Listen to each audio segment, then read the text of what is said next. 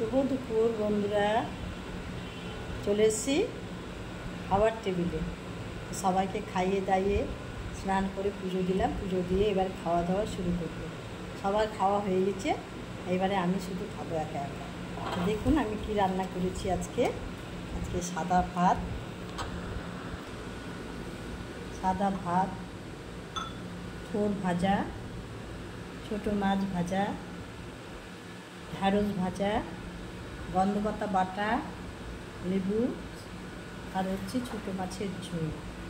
এই যে ছোটো মাছের ঝোল, দারুণ পাতলা পাতলা ঝোল করেছি। তো এই খাবার আজকে খাবো। তো বন্ধুরা দেখতে থাকুন, আজকে আমি খাওয়াটা শুরু করি। প্রথমে গন্ধপাতা দিয়েই খাবো, গন্ধপাতাটা বাটা দিয়ে ভাতটা শুরু করি। তো গন্ধপাতাটা নিয়ে নিয়েছি। গন্ধপাতা দিয়ে ভাত খেলে খুব রুচি আসে আর খুব ভালো লাগে। আমি তো খুব পছন্দ করি বন্ধুরা, গন্ধপাতা পেলেই আমি খাওয়া শুরু খেয়ে বাটা করি। এবারে গন্ধপাতা দিয়ে প্রথমে আমি খেয়ে নেব।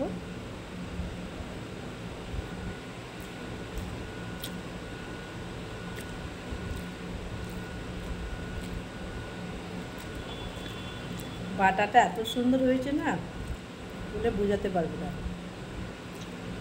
খুব সুন্দর হয়েছে বাটাটা। আপনারাও খাবেন, ভালো লাগবে আর রুচি আসবে। দেখতে থাকুন আমার খাওয়া।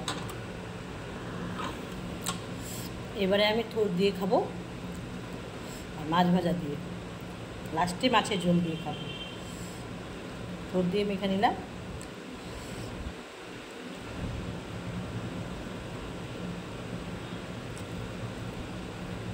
মাছ ভাজা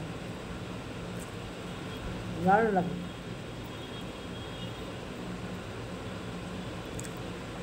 এইভাবে খাবেন বন্ধুরা, রুচি পাল্টে পাল্টে ভালো লাগবে। এবারে ভেন্ডি ভাজা, খুব সুন্দর।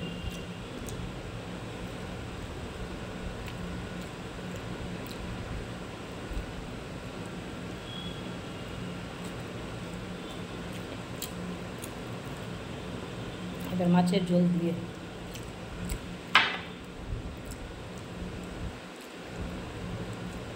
সাথে লেবু,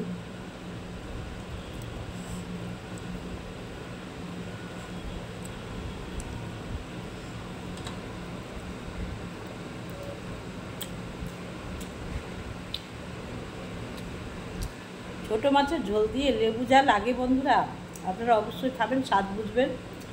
আর একটা লাইক দেবেন, কমেন্ট করবেন, শেয়ার করবেন কাকিমার খাওয়াগুলো দেখে, রান্নাগুলো দেখে। আর ভিডিওটা অবশ্যই দেখবেন, অবশ্যই লাইক শেয়ার কমেন্ট করে পাশে থাকবেন। এখানেই আমার ভিডিওটা শেষ করলাম।